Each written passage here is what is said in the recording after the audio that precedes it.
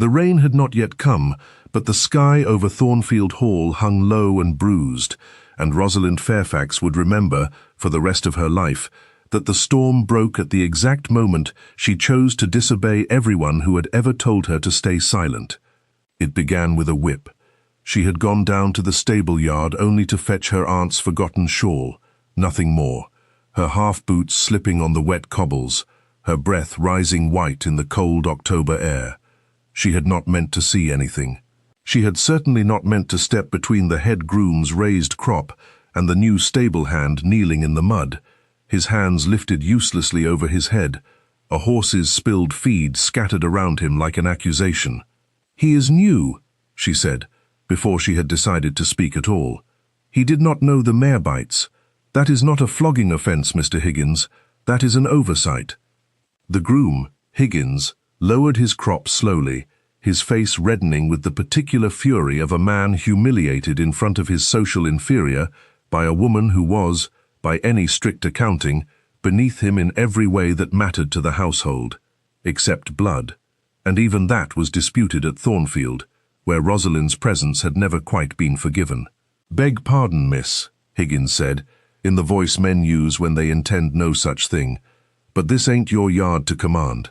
"No," Rosalind agreed, her heart hammering so hard she feared he could hear it, "but it is my conscience to keep, and I could not stand by and watch a man beaten for a horse's temper."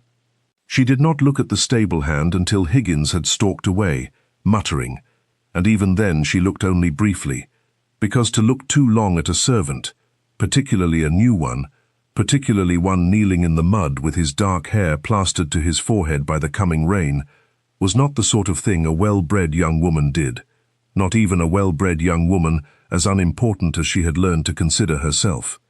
But she looked long enough to see his eyes. They were not the eyes of a man accustomed to being struck. There was no cowering in them, no practiced flinch.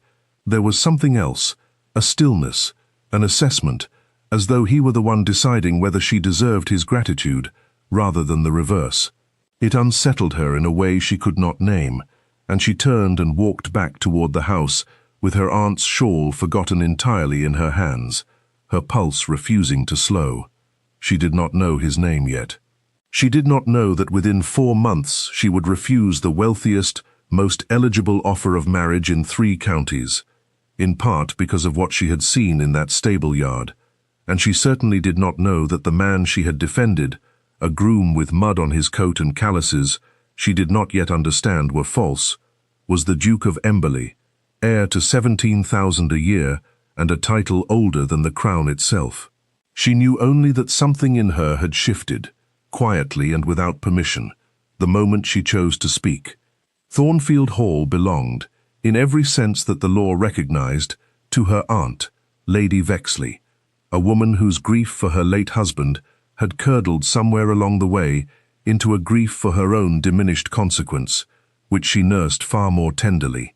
Rosalind had come to live there at 12 years old, when her parents' modest fortune had drowned with her father's ship off the coast of Lisbon, and she had understood, within a week of her arrival, the precise terms of her welcome. She was fed. She was clothed, in gowns a season behind her cousin Camilla's. She was educated enough to be useful, and not so much as to be threatening. She was, in short, tolerated, and she had spent 8 years learning to be grateful for tolerance, because the alternative, the workhouse, or a post as some stranger's governess at 15, had been made clear to her more than once as the fate she had been spared. Camilla, 2 years her junior and infinitely more beloved, was the sun around which the household turned. Golden-haired, quick-tongued, effortlessly charming in the particular way of girls who have never once doubted they were wanted, Camilla did not dislike her cousin so much as she simply did not think of her, except when a comparison was useful, when Lady Vexley wished to remind Rosalind that she lacked Camilla's looks, or her fortune, or her prospects, all in the same breath that praised Camilla's beauty as though it were a moral achievement rather than an accident of birth. Rosalind had stopped minding mostly. She told herself she had stopped minding.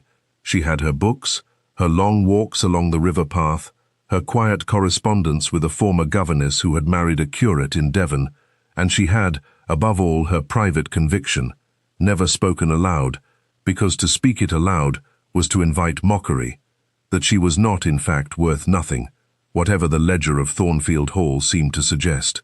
It was this conviction, more than courage, that had sent her into the stable yard to defend a stranger.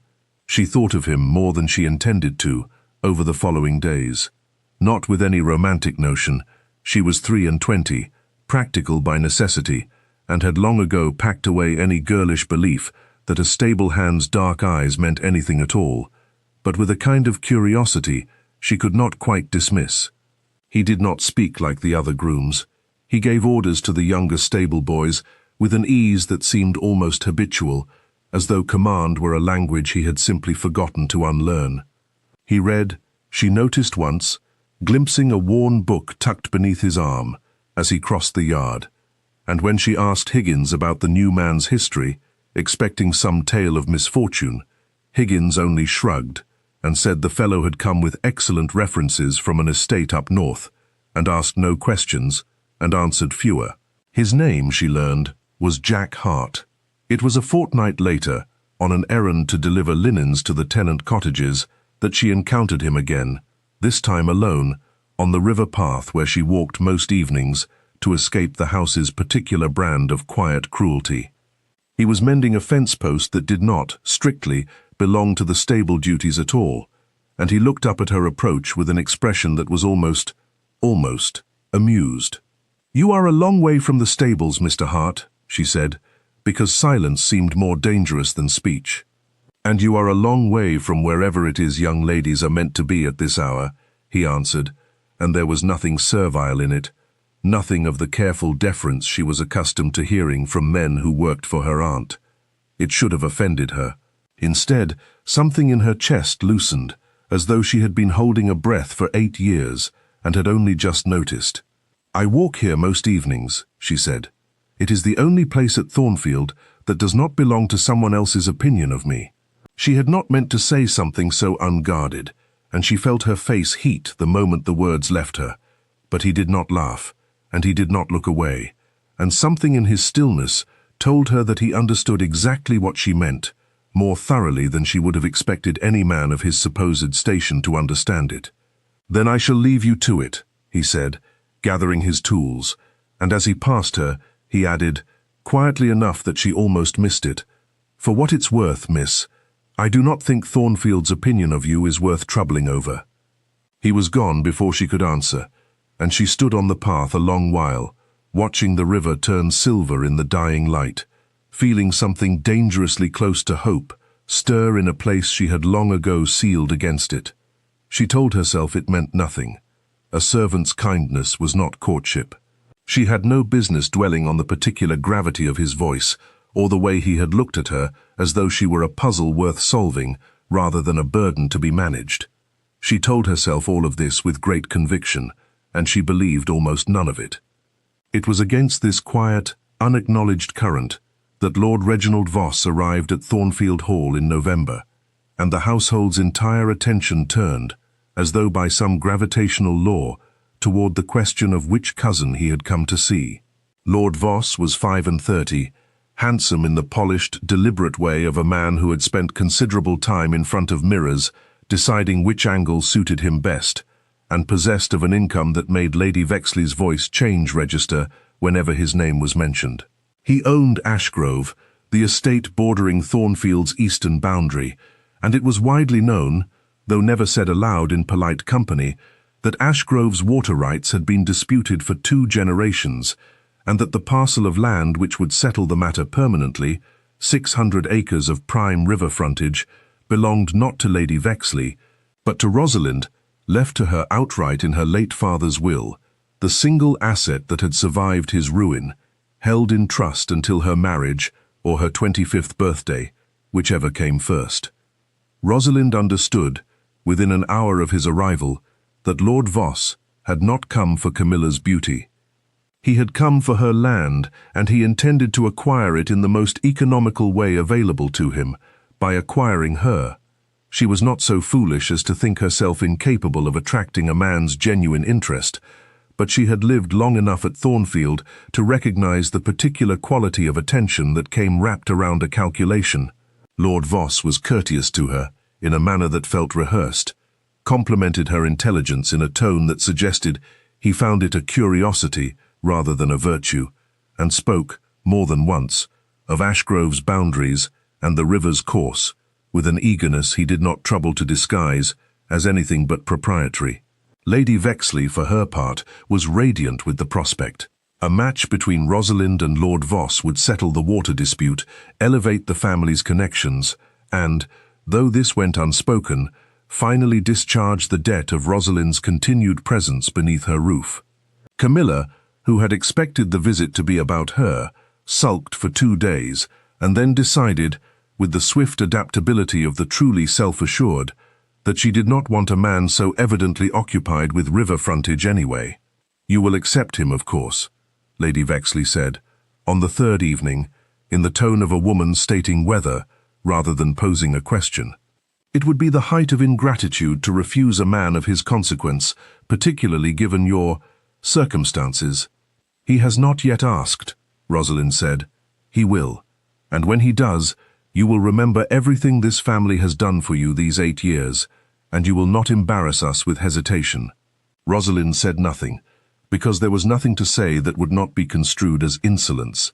But that night, lying awake in the narrow room she had occupied since she was 12, she found her thoughts drifting, unbidden and unwelcome, toward a stable hand mending a fence post, who had told her that Thornfield's opinion was not worth troubling over. She began, without quite admitting it to herself, to seek him out. There was a particular danger, she would come to understand later, in the ordinariness of how it happened. No grand declaration announced the change in her heart. It arrived instead in small increments, the way frost creeps across a window pane overnight, unnoticed until the whole glass has turned to lace. She noticed first that she dressed with slightly more care on the evenings she expected to walk the river path, though she told herself it was only habit. She noticed, next, that she had begun to save small observations through the day, a phrase from a book, a piece of gossip Camilla had repeated, the particular color the sky turned before rain, specifically so that she might have something to tell him, as though her days were incomplete until she had shared them with someone who seemed, impossibly, to want to hear. One evening, caught in a sudden shower before she could reach the shelter of the old chestnut tree where they most often spoke, she arrived soaked through and shivering, and he removed his own coat without a word and settled it about her shoulders, and the gesture undid her more thoroughly than any declaration could have, because it asked nothing in return and expected no gratitude beyond her comfort. "You will ruin your coat," she said, through chattering teeth. "I have others," he said, and then, more quietly, as though the admission surprised even him, "I find I mind the coat rather less than I mind the thought of you catching your death on my account." She had laughed at that, a real laugh, unguarded, the kind she rarely permitted herself within the walls of Thornfield, and he had looked at her with an expression she did not yet have the courage to name, though she would recognize it later, once she understood who he truly was, as the particular tenderness of a man falling in love against every instinct of self-preservation he possessed. There were other evenings, too, that she would return to in memory long after the truth had upended everything she believed she understood. An evening he taught her, with great patience and greater amusement at his own clumsiness, the constellations visible above the stable roof, claiming knowledge he later admitted had come from an old tutor rather than any groom's education, a slip she had noted and, in her happiness, chosen not to examine. An evening she had wept, without quite meaning to, over a letter from her old governess, describing a happiness Rosalind feared she would never possess, and he had said nothing at all, only sat beside her in silence until the weeping passed, which she found, in retrospect, a far greater comfort than any words could have offered. An evening he had asked her, with unusual gravity, whether she believed a person could be forgiven for a lie told out of fear rather than malice, and she had answered yes, without hesitation, never once suspecting the question was not hypothetical. It was during these weeks that she first noticed Higgins watching them with a wariness that seemed disproportionate to a groom's ordinary caution, and once, crossing the yard unannounced, she caught him addressing Jack with a deference that bordered on nervousness, quickly smoothed over the moment he realized he was observed. She thought little of it at the time, attributing it to whatever private history existed between the two men, and it was only afterward, once the truth had broken over her like the storm that had threatened Thornfield on the very first evening, that she understood Higgins had known all along precisely whom he served, and had spent a month in quiet terror of having raised a crop against a duke. It was easy enough to arrange, at Thornfield, for a young woman with sufficient errands and sufficient invisibility to move about the grounds unremarked. She found reasons to walk the river path in the evenings, and more often than not, Jack Hart found reasons to be somewhere along it, mending what did not strictly need mending, and their conversations, brief at first, grew longer and stranger, and far more dangerous than either of them acknowledged. He asked her questions no one else at Thornfield had ever thought to ask: what she read, and why, what she would do if the choice were entirely hers, whether she believed a person's worth could be measured by the size of their inheritance, a question he asked with a peculiar intensity that she did not at the time understand.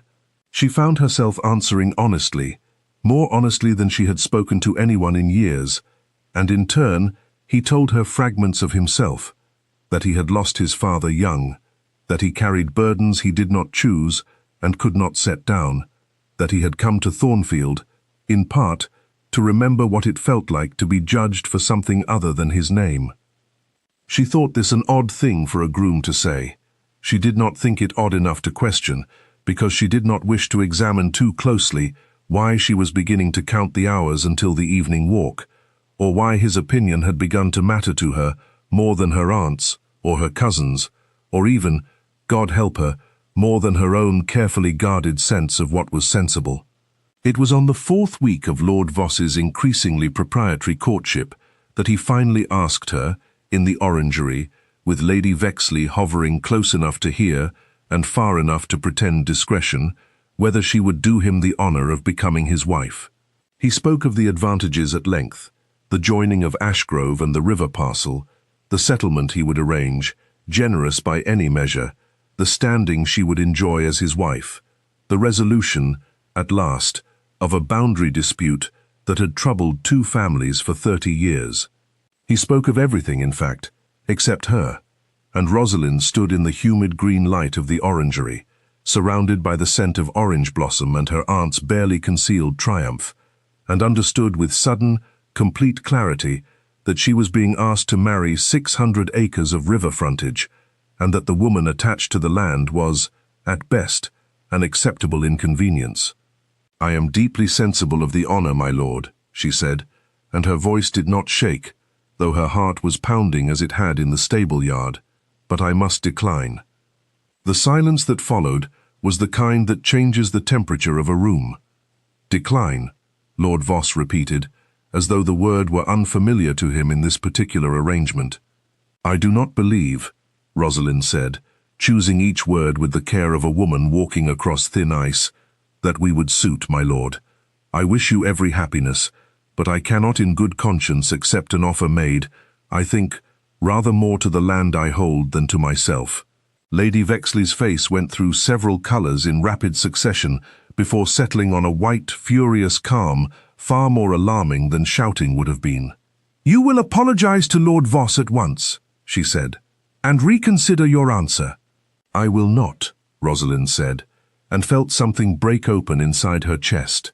Not grief, though grief would come later, in the privacy of her room, but something closer to relief, the particular lightness of a person who has, for the first time in 8 years, refused to be traded. Lord Voss recovered his composure with visible effort, offered a bow that was more insult than courtesy, and remarked, as he took his leave, that he wondered whether Miss Fairfax's rejection stemmed from some prior attachment, since he could conceive of no other explanation for a woman in her position declining an offer so plainly to her advantage. The remark was aimed to wound, and it found its mark more precisely than he could have known, because Rosalind's mind, in that instant, went unbidden to the river path, and to dark eyes that did not flinch, and she prayed her face did not betray her before he was gone. Lady Vexley did not speak to her for 3 days. Camilla, delighted by the drama and untroubled by its consequences, declared the whole affair wonderfully dreadful, and asked her cousin at least a dozen times whether she had truly refused 17,000 a year over a matter of pride, as though pride were an extravagance available only to women who could afford it, which, at Thornfield, Rosalind decidedly could not. She did not regret it. She told herself this every night, staring at the ceiling of her narrow room, and mostly she believed it, though a colder voice reminded her that her aunt's patience had limits, and that Thornfield's tolerance of her presence had always been conditional, and that she had just removed the single justification that made her continued keeping worthwhile in Lady Vexley's ledger. It was 4 days after the refusal that she found Jack Hart waiting for her on the river path, not mending anything, simply standing, his hands loose at his sides, watching the water. "I heard," he said, before she could speak, "that you refused Lord Voss. News travels quickly below stairs. News travels quickly everywhere, when it concerns a woman brave enough to refuse a fortune." He turned to look at her fully then, and there was something in his expression she had not seen before. Not amusement, not the careful stillness she had grown accustomed to, but something rawer, something that looked almost like admiration fighting its way past caution. "Why did you refuse him?" "Because he did not ask for me," she said. "He asked for 600 acres that happened to be entailed to me. I have spent 8 years being valued for what I cost this household rather than what I am worth to it, my lord, Mr. Hart, and I find I have grown tired of it." She had stumbled over the title without quite meaning to, a small slip of the tongue she did not examine, but something flickered across his face at the word, gone too quickly to name. "You deserve," he said, quietly, "to be asked for yourself, whoever eventually has the sense to ask you properly." "That is a fine sentiment from a man who mends fences for his living," she said, though there was no sting in it, only a kind of aching fondness she was no longer troubling to hide. "But sentiment does not settle debts, or dowries, or my aunt's temper." "No," he agreed, "it does not." And then, after a silence that stretched long enough to feel like something being decided, he added, "But it settles other things, I think, things that matter rather more, in the end." He did not touch her. He did not say anything further that could be construed as a declaration, and she told herself, walking back to the house in the deepening dusk, that she had imagined the particular weight in his voice, the way his eyes had followed her retreat until the trees obscured her from view. She told herself many things, in those weeks, most of them false, all of them necessary to her own survival, because to admit the truth, that she had fallen, entirely and helplessly, in love with a groom she believed to be beneath her in every way society measured, was to admit a danger she could not afford.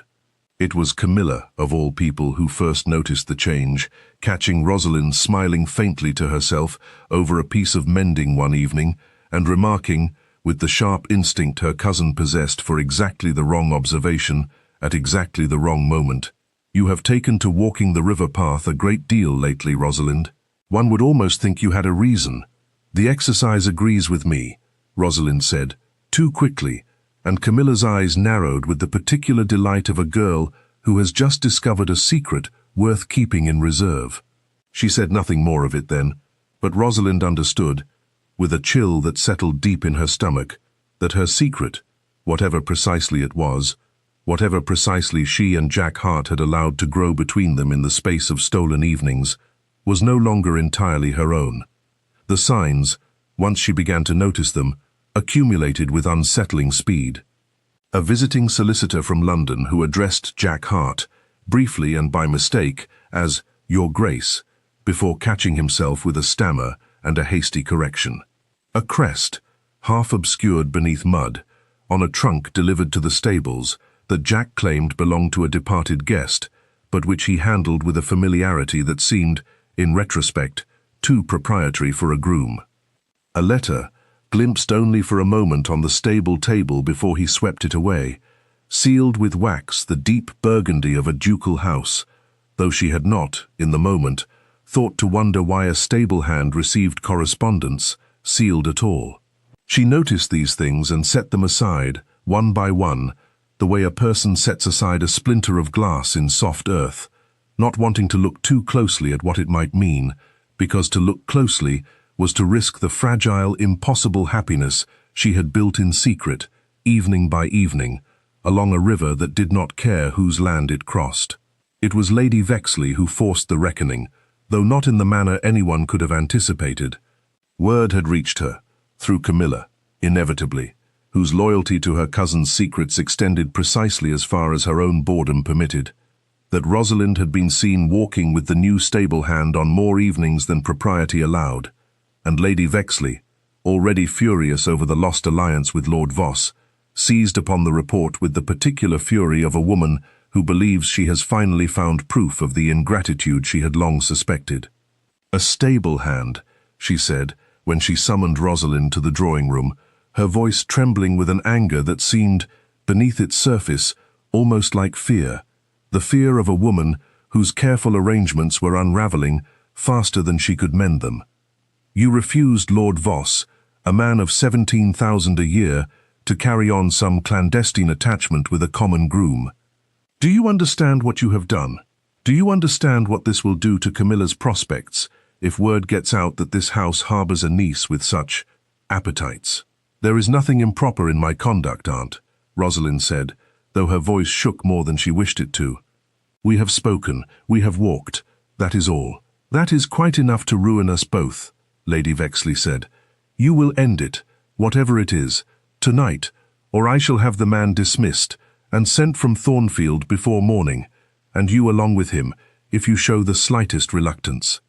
Rosalind left the drawing-room with her aunt's threat ringing in her ears, and her heart breaking in a manner she had not thought possible over a man whose full name she did not even know. And she went, that night, to the river path with the specific, terrible intention of ending what she had allowed to grow, before it cost them both everything. He was waiting, as he always seemed to be, and something in her face must have told him the nature of her errand before she spoke a word, because his expression shifted immediately into a careful, braced stillness. "My aunt knows," she said. "She has threatened to dismiss you, and to send me from Thornfield if I do not end this, whatever this is, tonight." "Then let her send you," he said, with an intensity that startled her. "Rosalind, I would not see you turned out into the cold to preserve your aunt's precious arrangements." "I would sooner—" "You would sooner what?" she demanded, and there was an edge of desperation in it now, because she needed, before she lost her courage entirely, to understand what exactly he was offering, what exactly this had been. "You are a groom, Jack. I have no fortune left but a parcel of land I cannot touch until I marry, or turn 25, and even that, I begin to suspect, means less to me now than it did a month ago, because I have gone and done the one thing I swore I never would. I have let myself hope, for something I have no earthly right to hope for."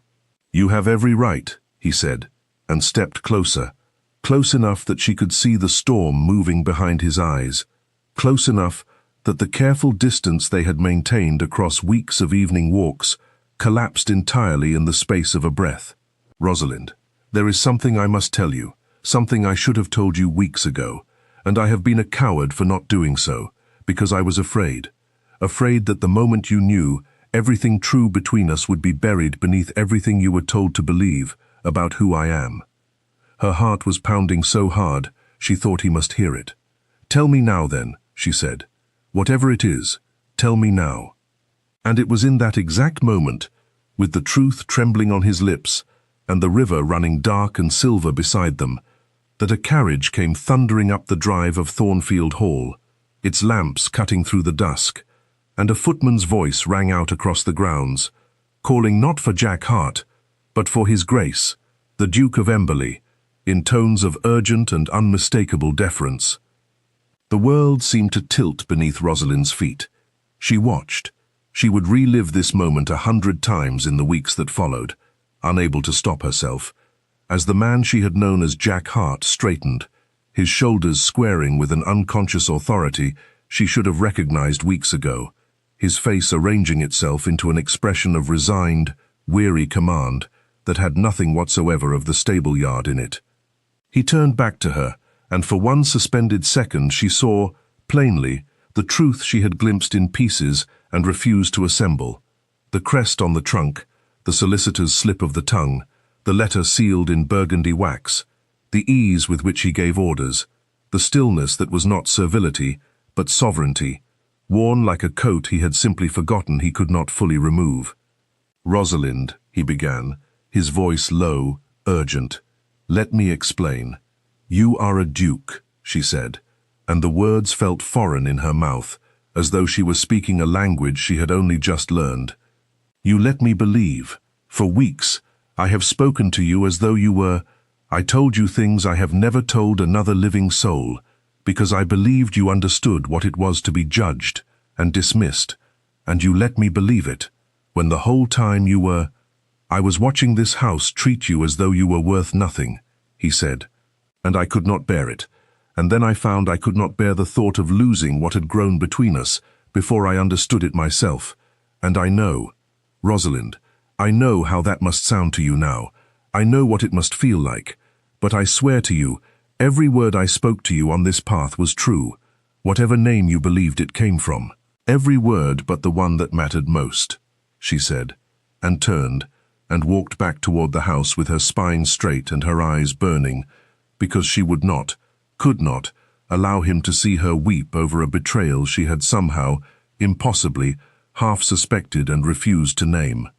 The next several days passed in a fog Rosalind would later struggle to remember with any clarity. The household, of course, learned the truth within hours.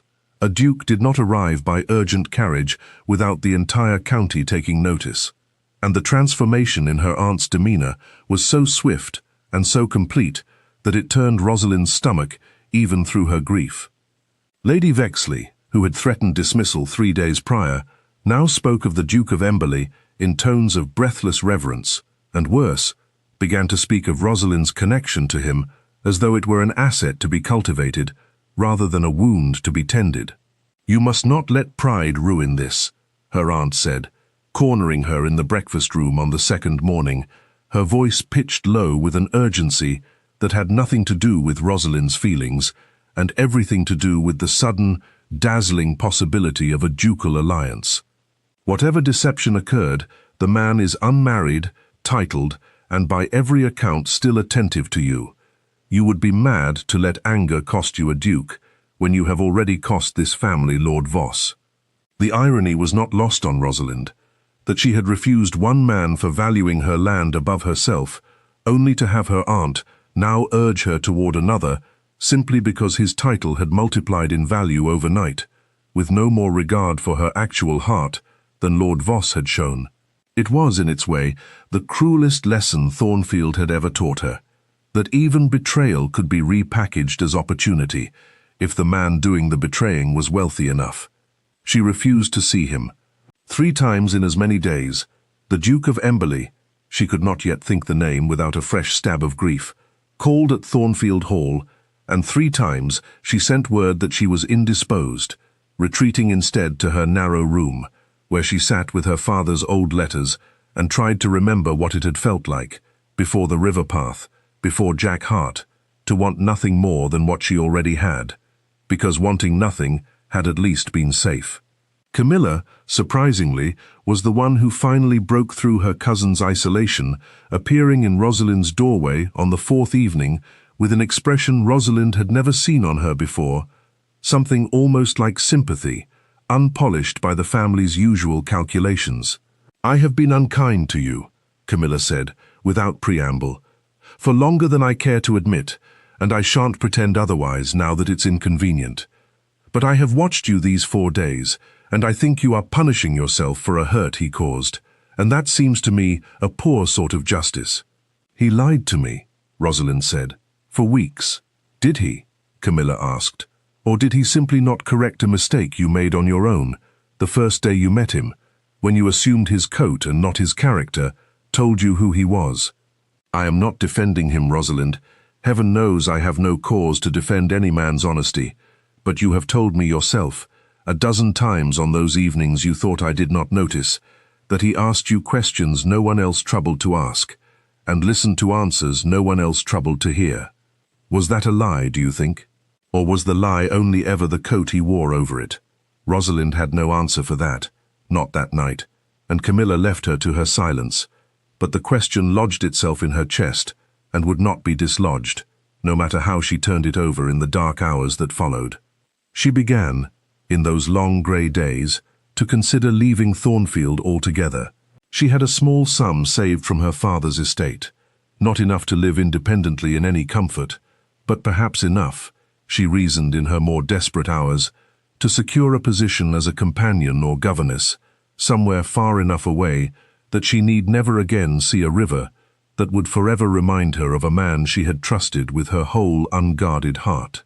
She went so far as to draft a letter to her old governess in Devon, inquiring after any household in need of a governess, and sat for a long while with the pen poised above the page, unable to finish it, because some stubborn, unhealed part of her refused to believe that running was the same thing as healing. It was during this period of quiet anguish that a second, crueler blow arrived, though it took her some days to understand its full shape. Lady Vexley, emboldened by the sudden prospect of a ducal connection, and terrified in equal measure of losing it through her niece's wounded pride, had taken it upon herself to write to the Duke directly, without Rosalind's knowledge, assuring him, in the warmest possible terms, that her niece's hesitation was merely maidenly modesty, and encouraging him, in language Rosalind would later find mortifying in its eagerness, to press his suit without delay. She discovered the letter only because Camilla, uneasy with her mother's scheming, confessed it to her in a whisper one night, and the discovery left Rosalind trembling with a fresh and different anger, not at the Duke this time, but at a household that had spent 8 years treating her as a burden and was now prepared to sell her goodwill to the highest title, without troubling to ask whether her heart had mended enough to bear it. "I will not be managed," she told Camilla, with a fierceness that surprised them both. "Not by Lord Voss, and not by a duke, and certainly not by my own aunt, however grand the prize she imagines she is arranging. If he comes again, I will decide for myself what to say to him, and I will not be hurried into forgiveness merely because it happens to be convenient for this family's ambitions." It was on the 5th day that the true danger arrived, in the form of Lord Voss, returning to Thornfield not to renew his suit. His pride would not permit that, after her refusal, but to exact, in the manner of men who mistake cruelty for justice, a revenge dressed as concern. He arrived while the Duke of Emberleigh was, by chance or design, once again at the door, and the confrontation that followed unfolded in the front hall of Thornfield Hall before an audience of servants, family, and, most dangerously, several visiting neighbours who had come to call upon Lady Vexley and found themselves instead witnesses to a scene that would be recounted across 3 counties before the week was out. "I wonder, Your Grace," Lord Voss said, with the particular smoothness of a man delivering a wound he had polished in advance, "whether you are aware that the woman you appear to be courting so publicly refused my own offer of marriage not a fortnight past, and whether you find it curious, as I do, that she has proven remarkably willing to entertain a duke's attentions after refusing a mere lord's, once she discovered the difference in the prize. It rather changes the colour of her supposed principles, does it not?" The silence that followed was absolute. Rosalind felt every eye in the hall turn toward her, felt the accusation settle over her like a physical weight, that her earlier refusal, which had cost her so dearly, which had been the single moment of the past 8 years she was truly proud of, was being repainted before her as calculation rather than conviction, and she opened her mouth to defend herself, though she could not, in that moment, imagine what words would suffice. She did not need to find them. "You mistake the matter entirely, my lord," the Duke of Emberleigh said, and his voice, quiet as it was, carried the particular authority of a man who had spent his whole life being obeyed. and had simply, for a time, set that authority aside. Miss Fairfax refused you because you offered for 600 acres of river frontage and called it a proposal of marriage.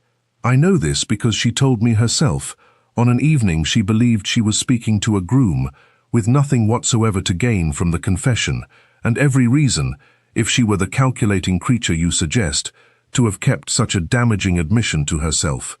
She has never once, in any conversation we have shared, asked me a single question about my land, my income, or my title. Because until 4 days ago, she did not know I possessed any of them, and I would remind this room, and you in particular, my lord, that I was the one who deceived her, not the reverse. If there is a character in this hall deserving of scrutiny this evening, I do not believe it is hers. Lord Voss's face went through the same rapid succession of colours Lady Vexley's had, weeks before, and he offered no further reply beyond a stiff bow and a hasty departure. But the damage and the defence had both been delivered in full view of witnesses who would carry the story, in whichever direction their sympathies inclined, to every drawing-room between Thornfield and London. Rosalind stood frozen in the hall, her cheeks burning, her heart a chaos of feeling she could not immediately sort, gratitude, and something rawer beneath it, something that felt dangerously close to the hope she had tried so hard, these 5 days, to bury. The Duke turned to her then, and the room, sensing what was to follow, arranged itself with the particular discretion society reserves for moments it intends to gossip about at length later. "I did not come to defend myself," he said, quietly enough that it was meant only for her, though half the hall strained to hear it regardless. "I came because I could not bear another day of your silence, and because I owe you an explanation you have every right to refuse to hear. I will not ask you to forgive the deception in a hallway, in front of an audience. I ask only that you allow me the chance to explain it properly, and if, after that, you wish never to see me again, I will honor it, whatever it costs me." Rosalind looked at him, really looked, for the first time since the carriage had thundered up the drive and shattered the fragile world she had built along the river, and saw, beneath the fine coat and the unmistakable bearing of a man born to command, the same stillness that had first unsettled her in the stable-yard, the same eyes that had not flinched under Higgins's crop, the same man, in every essential particular, who had told her she deserved to be asked for herself. "The orangery," she said. "Tomorrow, at 11, alone." It was, she told herself, only fair to hear him out. It was not, she told herself, a decision made from hope. She told herself this all the way up the stairs to her room, and she believed it exactly as much as she had believed, on the river path weeks before, that a groom's kindness meant nothing at all. He arrived at 11 precisely, and Rosalind had spent the better part of the morning rehearsing the cold, measured questions she intended to ask, only to find every one of them dissolve the moment he stood before her among the orange blossoms, his expression stripped of the practiced composure she had glimpsed in the hall, replaced by something rawer and more uncertain than she had ever seen him wear. "My father died 3 years ago," he began, without preamble, as though he had rehearsed this too and feared losing his nerve if he did not begin at once.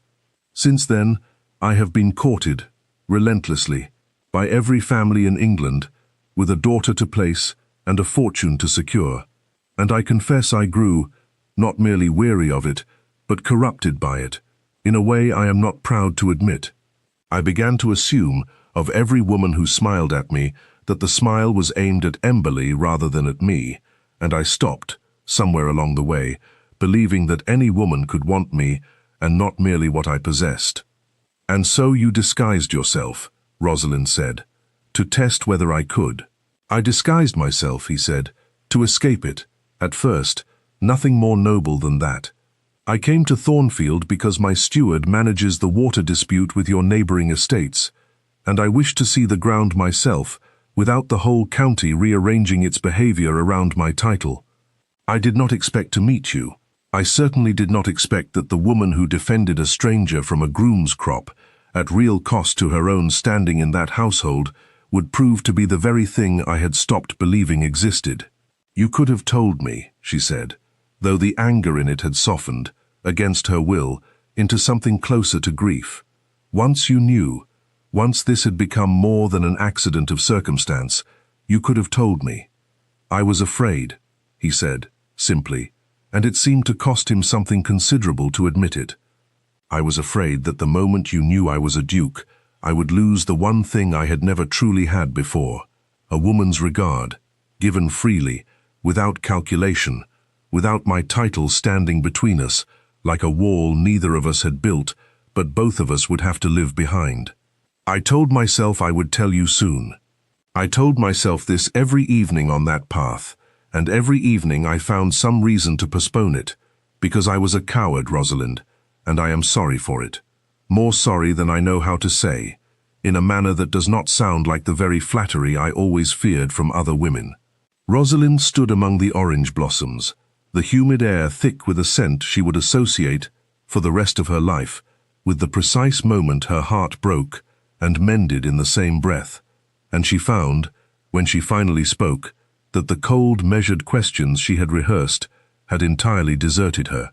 "I do not care," she said, "about Emberleigh, or 17,000 a year, or whatever fortune you imagine attaches itself to your name.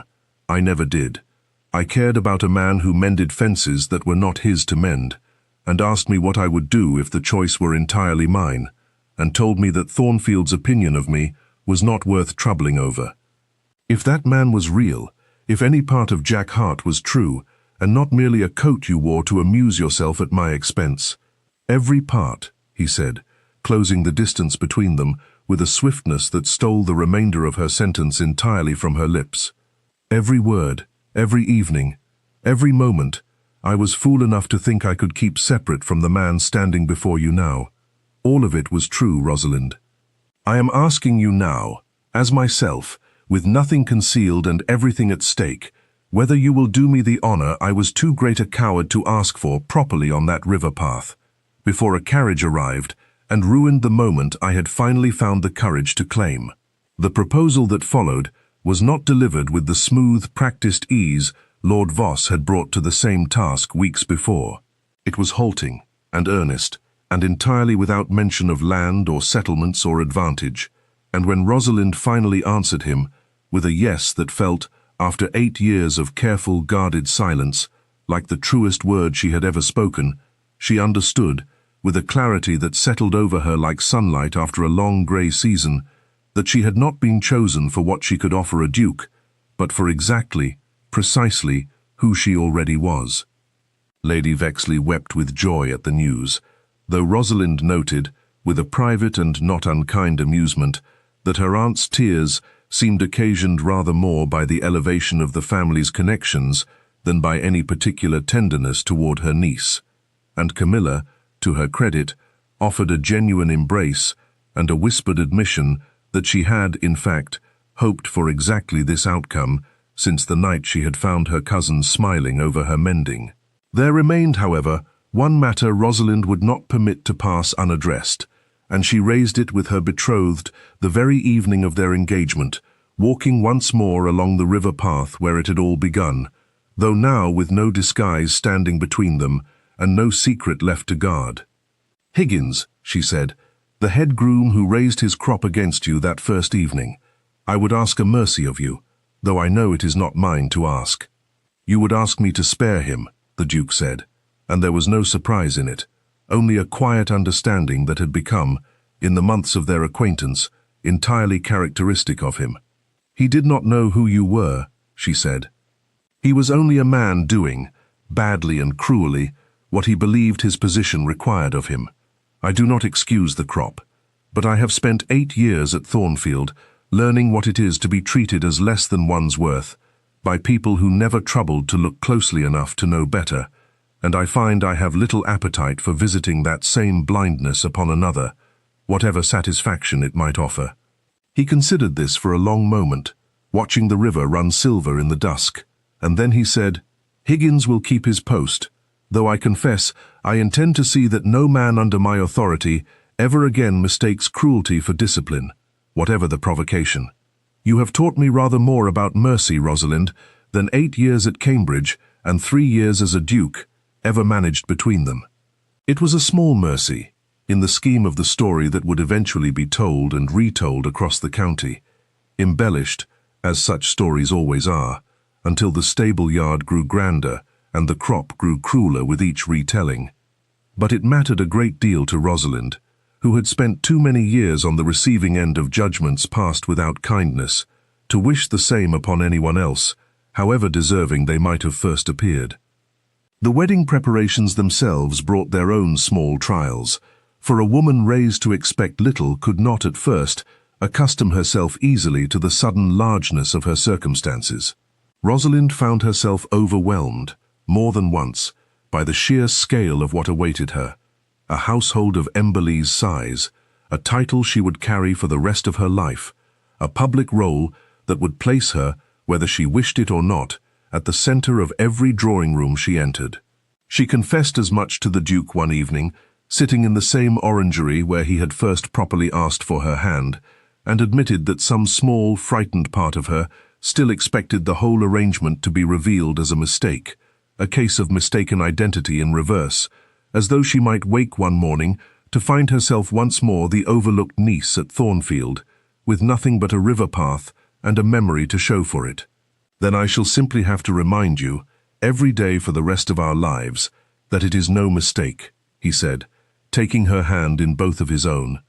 I have been offered for by countesses and courted by the daughters of dukes, Rosalind, and not one of them ever made me feel the way I felt, kneeling in that mud, being defended by a woman who did not know my name and had every reason to walk past without a second glance. You did not choose me for what I could give you. You chose a groom who owned nothing but a borrowed coat and a fence post that was not his to mend, and I have never in my life been so certain of anything as I am that the woman who made that choice is the only wife I could ever have wanted. It was, perhaps, the truest declaration he had yet offered her, truer even than the proposal in the orangery, because it asked nothing of her beyond what she had already freely given, and she found, hearing it, that the last small residue of fear she had carried since the carriage thundered up Thornfield's drive dissolved entirely, replaced by a settled, quiet certainty that would carry her through every grand room and every curious stare that awaited her as Duchess of Emberleigh. Lord Voss did not attend the wedding, held the following spring in the small stone chapel on the Emberleigh estate, though word reached Thornfield, some months later, that the water dispute had been settled generously in his favor regardless, a gesture Rosalind suspected, though her husband never confirmed it, of costing the Duke rather more than his pride, and gaining him considerably more in the peace it purchased for the neighborhood he now called home. Rosalind stood in the chapel doorway on her wedding morning, the same river visible through the trees beyond the churchyard, silver in the early light, exactly as it had been on the evening she first spoke to a groom mending a fence that was not his to mend, and she thought, with the particular fullness of a heart that had spent 8 years believing itself unworthy of exactly this, that she had been wrong, all along, about what it meant to be valued. She had thought herself invisible at Thornfield, overlooked, a burden tolerated rather than a woman wanted, and she had been right, in that house, to feel so. But she understood now, walking toward a man who had loved her before he ever let her know his name, that invisibility in one place was no measure of a person's worth, only of the eyes doing the looking. The Duke of Emberleigh took her hand at the altar with the same stillness she had first noticed in a stable yard, mud on his coat and a crop raised above him, and she thought she saw, in his eyes, not the composed authority of a man born to command 17,000 a year, but the same quiet wonder she had glimpsed on the river path, weeks before either of them had understood what was growing between them, the look of a man who had stopped believing he could be wanted for himself, and had found, in the one place he never thought to search, a woman who had wanted nothing else. "You once told me," she whispered, as the ceremony began, "that I deserved to be asked for myself." "I meant it," he said, "before I knew how much I would come to need the answer." Outside the chapel, the river ran on, indifferent to titles and dowries, and the long, careful cruelties of houses like Thornfield Hall. Exactly as it had run on the evening, a servant knelt in the mud, and a young woman, tired of her own silence, chose at last to speak, and in speaking, without knowing it, chose the whole of her life to come. The years that followed were not without their difficulties. No marriage forged across such a divide of assumption and disguise could be entirely without them.